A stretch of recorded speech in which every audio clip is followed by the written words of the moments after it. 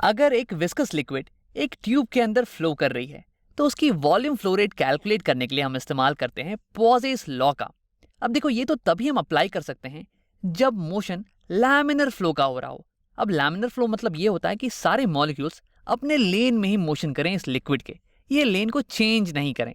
अगर यहाँ पे इंटरसेक्शन होने लग जाए मॉलिक्यूल्स के बीच में, तब तो मोशन टर्बुलेंट फ्लो कहलाएगा, या ये बहुत ही केओटिक मोशन होता है। यहाँ पे एडी करंट्स वगैरह बनने लग जाएंगे। अब इस मोशन को स्टडी कर पाना हमारे बस की बात नहीं है। इसके लिए हम इस्तेमाल करते हैं कंप्यूटर सिमुलेशंस का। लेकिन हमें पता कैसे चले कि फ्लो कब लैमिनर होता है और कब टर्बुलेंट हो जाता है? अब देखो, इसे प्रिडिक्ट करने का एक तरीका है। अब इसके लिए हम इस्तेमाल करते हैं एक नंबर का, और इसे कहते हैं हम रेनॉल्ड्स नंबर। अब देखो, अगर एक लिक्विड किसी ट्यूब में एक छोटी वेलोसिटी के साथ फ्लो कर रहा हो, तो यानी कि उसकी फ्लो लैमिनर होने वाली है। लेकिन अगर उसकी वेलोसिटी बहुत ही हाई हो जाए तो उसकी फ्लो टर्बुलेंट हो जाने वाली है। अब इन दोनों वेलोसिटीज के बीच में एक क्रिटिकल वेलोसिटी आएगी, जिसके ऊपर हमेशा लिक्विड का फ्लो टर्बुलेंट ही होने वाला है। अब इस क्रिटिकल वेलोसिटी को कैलकुलेट करने में हमारी मदद करता है रेनॉल्ड्स नंबर, वी क्रिटिकल, जिसके ऊपर हमेशा लिक्विड की मोशन, लिक्विड का फ्लो टर्बुलेंट होने वाला है। ये बराबर होने वाला है Reynolds number r into eta, coefficient of viscosity, divide by 2 into are.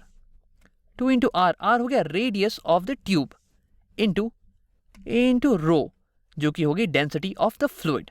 अब इसकी मदद से हम कैलकुलेट कर सकते हैं वी क्रिटिकल, क्रिटिकल वेलोसिटी जिसके ऊपर टर्बुलेंट फ्लो होने वाला है। अब देखो, हमने एक्सपेरिमेंट करके ये देखा है कि अगर रेनॉल्ड्स नंबर किसी भी फ्लूइड मोशन के लिए 1000 से कम हो, 1000 से कम अगर रेनॉल्ड्स नंबर हो, तो यानी कि मोशन, यानी कि फ्लो, ये लैमिनर होता है, लैमिनर या फिर स्टेडी फ्लो।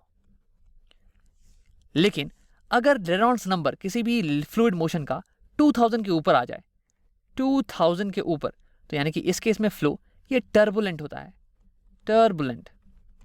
और इन दोनों के बीच में, तो इन दोनों के बीच में मोशन ये अनस्टेबल होता है, यानी कि मोशन अगर स्टेडी है तो कभी भी टर्बुलेंट में बदल सकता है, और अगर टर्बुलेंट है तो कभी भी स्टेडी मोशन में बदल सकता है।